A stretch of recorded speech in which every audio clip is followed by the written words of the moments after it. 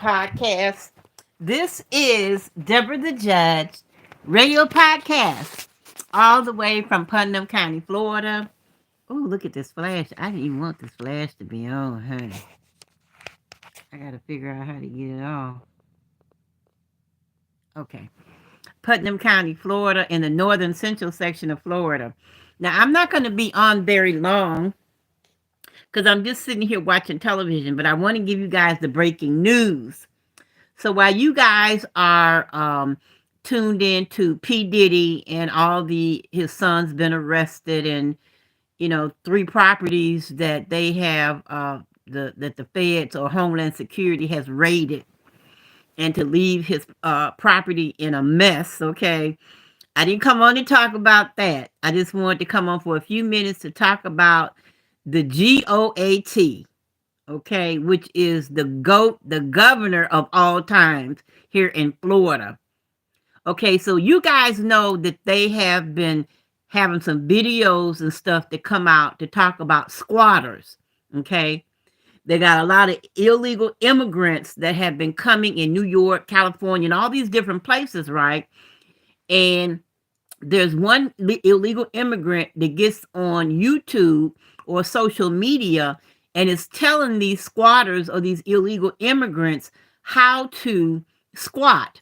In other words, they let them know the legal ramifications, the legal rights of squatters, and all these kind of things. But how about in Florida? That's why I say this is one of the reasons that I moved to Florida, okay? Not because Trump is in Mar-a-Lago, which is great, which is down the road, okay? But there's a new law that just came into play today that was signed by Governor DeSantis. And basically what it is that if there's a squatter that comes on your property, all you have to do is fill out a form, complete it, and give it to the sheriff. And the sheriff will come out and remove their ass. Simple. Let me just say that again. Fill your form out, give it to the sheriff, and the sheriff will come out and remove it. So now you don't have to be dealing with all the craziness on trying to go to court, trying to prove this, trying to prove that, and that kind of thing. That stuff is no more. So now what happens is all these illegal immigrants that trying to find them a place to stay, they won't be coming to Florida trying to pull that bull crap. Okay, because Governor DeSantis reminds me of Trump in a certain type of way when it's getting things done. You guys know when Trump said he's going to do something, it doesn't take forever. He doesn't go through all the red tape in order to get something done because he's a businessman. And so he handles it from a business perspective. And even with the stuff that you're seeing now in New York with Letitia James and Fannie Willis, now you're really beginning to see the cards are tumbling down. They're slowly tumbling down because she's got a lot of lawsuits that are against her right now as we speak. 3 or 4 lawsuits. Now the what do you call it? The people that are waiting trial in Georgia, they have filed a lawsuit against Fannie Willis because they're supposed to have 45 days in which if they don't have their scheduled trial within 45 days of schedule for a trial, then her office or she have to contact a judge and let the judge know that, look, this particular person's trial is not going to happen. We're not going to be able to put it on the docket, which she failed to do. So now all of these people who are waiting for trial now is filing against her office. So she's going to be in so much hot water, and it's so funny because she comes on TV, of course, CNN. It has to be CNN, right? And this white chick, blonde hair, is interviewing her. And she's just being so sympathetic, with Fanny, She's being so sympathetic and she's saying, well, what do you plan on doing? I mean, and then Fanny gets on and says, well, I didn't know I was going to be a representative for all black women and all women, really. They're just looking up to me as the stronghold of women. I'm looking at, you could not make this up. We're still going to have our book bags. We're going to still have our food drives. We're still going to be doing all of this. And even though I did sleep with somebody else's husband, she just said that. She said, but even though I did have a relationship, but I did nothing illegal. Oh, this woman is killing me. I'm just saying. I'm loving to see this thing just turn itself around, okay? This woman, as well as Letitia James, is getting lawsuits against her. You cannot make this up. You cannot make it up. But as one thing falls, and I think the Georgia case is going to fall before the appeal and stuff that happens in New York. But anyway, I didn't come on to talk about that. Okay. I had to come and tell you guys how quickly DeSantis, and of course, he's got the support of the Democratic Party here. Let me just say this. It's a bipartisan law that was passed. Now, that's interesting because usually the Democrats support everything that Biden does. Everything, even though, like in Chicago, when he knows that mayor knows that what he's doing is totally wrong. Okay, but here in Florida, even the Democrats have signed on behind Governor DeSantis and says no. And good thing about DeSantis is he's not calling these people migrants. He's just like me. He's calling them illegal aliens. You cannot make this up. You guys excuse me. I'm just having such a good time with all of this to see how quickly he is getting things done. Okay, I mean, he is moving fast, swift, and in a hurry. I call him the mini Trump, the mini Trump. And I think that, once Donald Trump does his term in office, that Governor DeSantis will be ready by the end. He'll be ready. His only problem is that because he's doing such a wonderful job here in Florida, that the Floridians are not going to want to let him go. Sometimes you could be doing a great job in something, and you guys know it if y'all been working a job, and you've been training people to do that, the job, and you've been doing this, you've been doing that, and next thing you know, you still in the same position, but the other people have gone past you, have moved on. And that's because you've got selfish people who are over you, who don't want to see you progress because it's going to make it more difficult for them if you leave that position. Now, I ain't bragging, but I was in a situation like that myself when I was working in Georgia as a manager, which I managed the surgery clinic for Morehouse School of Medicine. And I also managed the surgery clinic for the Emory University schools. So I have a lot of different experiences that I've had in managing and being around surgery, trauma clinic, and things of that nature. But I was very good at my job. I'm not bragging about it, but I was. And the problem is that I had 2 clinics. But the few years that I had that position, I end up having as many as 7 or 8 clinics. And it just, because I was able to take care of it in a business matter, none of this shit was personal. I just did what was necessary. And the first thing that was necessary is keeping things in order, taking care of the patients and taking care of those physicians and taking care of the staff and making sure that the money was being used for what it was supposed to be used for. So I was excellent at what I did. But next thing I know, I seen myself with all these damn clinics. And other managers had 1 clinic, had 2 clinics. And they was always acting like they were just so overwhelmed. Just so, and I would just handle shit, do shit. Make sure this was done. Make sure that was done. Kind of like how Trump is handling his shit. I used to do the same shit. never complained about shit. But I had sense enough to know that whatever you do in life, you can do nothing by yourself. So when you take care of your people take care of you. And so there were things that I did, for instance, like young ladies that had children. They had to be at clinic at 8 in the morning to help open up the clinic, get the things settled, you know. And what I did is I adjusted their hours so that they could take their kids to school in the morning and then have them to come in instead of 8 o'clock, have them to come in at 8:45. We opened at 9. But the trade-off was that they would have a shorter break. Instead of having the two 15-minute breaks and 30, 35, 45 minutes for lunch, we would switch that around. And it worked out for them very fine. So they were able to do that, and they were able to leave early, a little bit early, to miss some of that traffic. Okay. But this is what I'm saying about making adjustments and visualizing and seeing what the problem is instead of trying to get people. You know, there were managers that I worked with at the hospital, and they would try to get their staff, catch their staff doing shit, you know. I mean, it was like, why? You what you're doing is you're not building people up, you're tearing people down.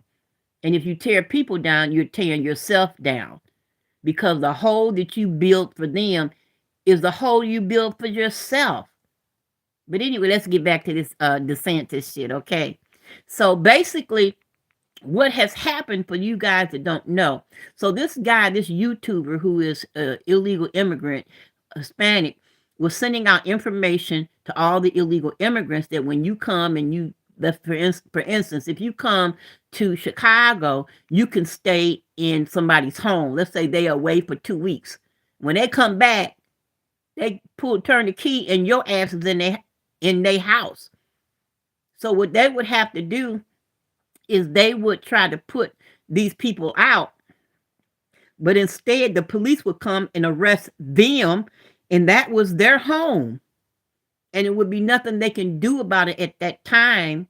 They would have to go stay with somebody else, or they would have to go stay with their family until they were able to get the court documents to be able to take these squatters to court. And the process could be for so long, it could end up months and months before the squatter is actually removed. And for those who don't know it, there was a lady, I forgot where she lived at, but she came in to confront the squatters and told them that she wanted them to leave or whatever. And to make a long story short, she ended up getting killed. They killed her. And this is her property. But Governor DeSantis says, hell to the no, this is not happening in Florida. And see, that's one of the reasons that I moved in Florida. I didn't really tell y'all the whole real reason that I moved. Yes, I retired from Georgia and moved to Florida. But one of the biggest issues was it was during COVID. And in Florida, COVID was still a free state. In other words, you were able to move about the state and handle your business like there was no COVID. And were there people dying? Yeah, there were people dying, but whether they closed the schools or didn't close the schools, or kept the colleges open or didn't keep the colleges open, or grocery store, whatever was going on, yeah, people died. But at the end of the day, they didn't die here no more than they died anyplace else with the same amount of population. So what was the purpose of closing the school, the city down in the first place? So we were one of the places, along with Texas, that said, hell to the no, we're going to stay open. And it's up to each and every one of us to take care of yourself, which I did. You know what I'm saying? I wasn't going into circles and stuff where I know sick people were coughing and shit and all that, you know. I stayed mostly in my home, but able still to go to the parks, go to the lakes, and get the freedom of the landscape. Okay. So anyway, so with this new law, like I said, it's just a matter of days before you be able to get these people out of here. And once the word get out that you can't come to Florida talking about you're going to be a squatter, talking about you're going to be a squatter, and you planning on squatting in somebody's house or apartment. Not in Florida, baby. Not on his watch. Not on Governor DeSantis' watch. You would not be squatting your behind in nobody's property here in Florida. Believe that. And it's not going to take very long before that word gets around. So a lot of times these illegals and stuff don't come here. And it's interesting because a lot of the illegals that come to the United States, that come to the southern border, it used to be a lot of Mexicans or Hispanics. Now, I don't think there are not a lot of Hispanics here in Florida. But the interesting thing about it is that these Hispanics here, they don't play that. Because most of these Hispanics that are here, they came in the right way. And they earned their way to become citizens. So they're like, hey, damn, if you gonna come up here hoboing your butt up here and you ain't going through the process, that ain't gonna happen on my shift. So a lot of these Hispanics here in Florida are basically Republicans.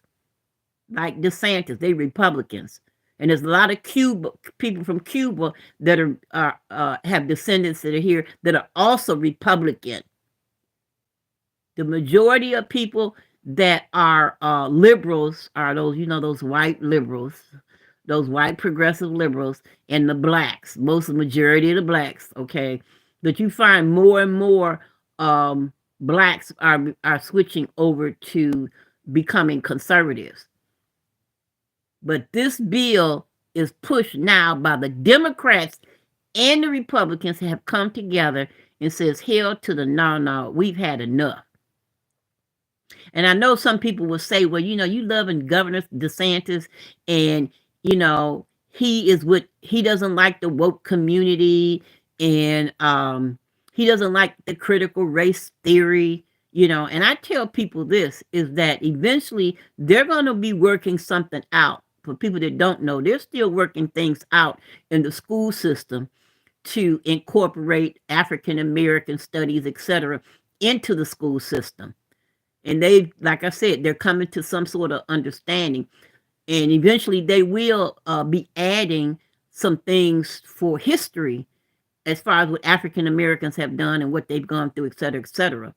But at the end of the day, I always tell people, we can't have every damn thing, but certain things y'all fighting for critical race theory. If y'all gonna fight for something, fucking fight for reparations and shit. That's what I'm saying. To me, if you're gonna fight for something, fight for that. Who cares about, the stuff that went on? We do, but at the end of the day, that's why you got family, you got churches, you got all these other entities, like you said, the woke community, this social media that get this information out about what went on with black people back in the day.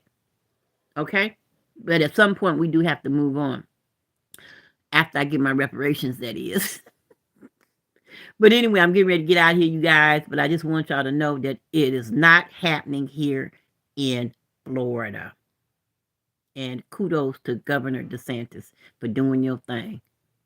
And P. Diddy, they talking about P. Diddy, honey. R. Kelly is a saint. Was a saint compared to P. Diddy. But they're going to get all of them. That's my belief. I believe they're going to get P. Diddy. I believe they're going to get Jay-Z. And, I already told you about Cuban Gooding Jr., the stuff that he's involved in. Prince Harry. All of these dirty people eventually are going to fall. They're going to fall and see a lot of people who have worked very hard to get what they have. Some of you guys have been jealous because these people have all of these bling blings, all these cars and all this, and I'm living on top of the world. I got this. Let me tell you.